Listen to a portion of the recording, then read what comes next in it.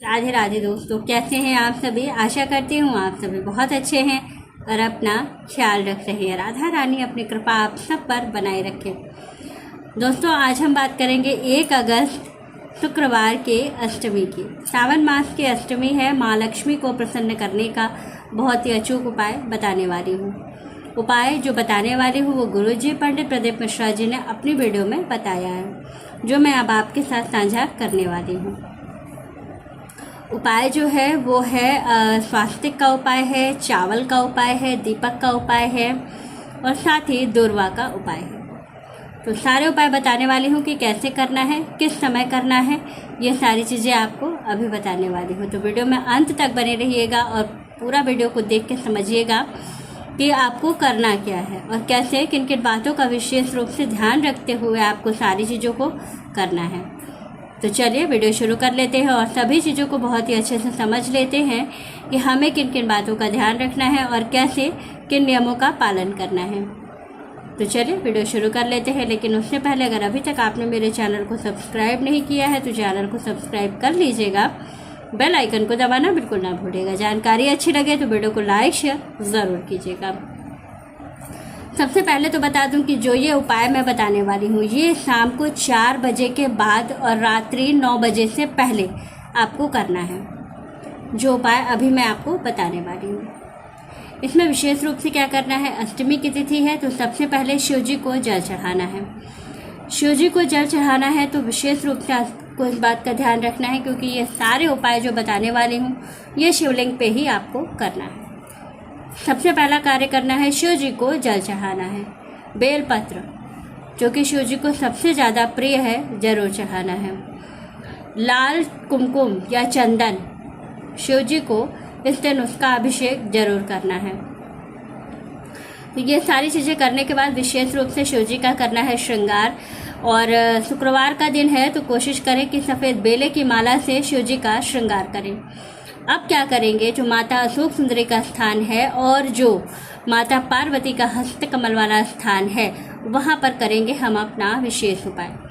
क्योंकि जो लक्ष्मी की प्राप्ति के लिए उपाय किया जाता है वो माँ गौरा के स्थान पर किया जाता है और जो विशेष रूप से कामना की जाती है वो हम अशोक सुंदरी जी के स्थान पर करते हैं।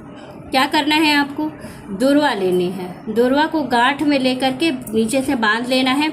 उसके साथ एक कनेर का फूल उसी में लगा करके आपको दुर्वा के साथ टाई कर लेना, बांध लेना है। और बांध करके जो गाय का कच्चा दूध होता है उससे माता पार्वती के स्थान पर दुर्वा से अभिषेक करना है। दुर्वा को दूध में डिबोना है और फिर उसके बाद से ऐसे करके 5 बार आपको चढ़ाना है। दुर्वा फिर वहीं पर जो माता पार्वती का हस्त कमल वाला स्थान है वहीं पर आपको रख देना है। इसके साथ ही आपको क्या करना है, फिर आपको शुद्ध जल से स्नान कराने के बाद माँ की विशेष रूप से आराधना करनी है और उनको श्रृंगार से संबंधित चीज़ें समर्पित करनी है।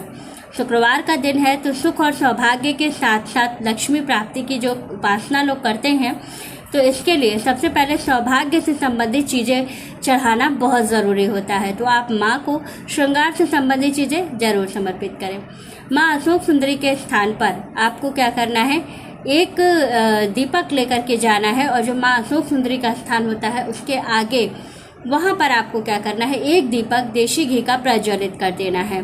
साथ ही आपको लेके जाने हैं चावल, बिल्कुल खड़े खड़े सीधे चावल होने चाहिए, अक्खा चावल जिसे कहा जाता है।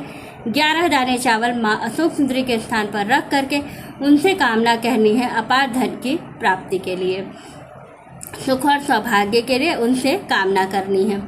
इसके बाद आपको क्या करना है, आना है अपने घर, लेकिन घर के अंदर आते ही प्रवेश नहीं करना है।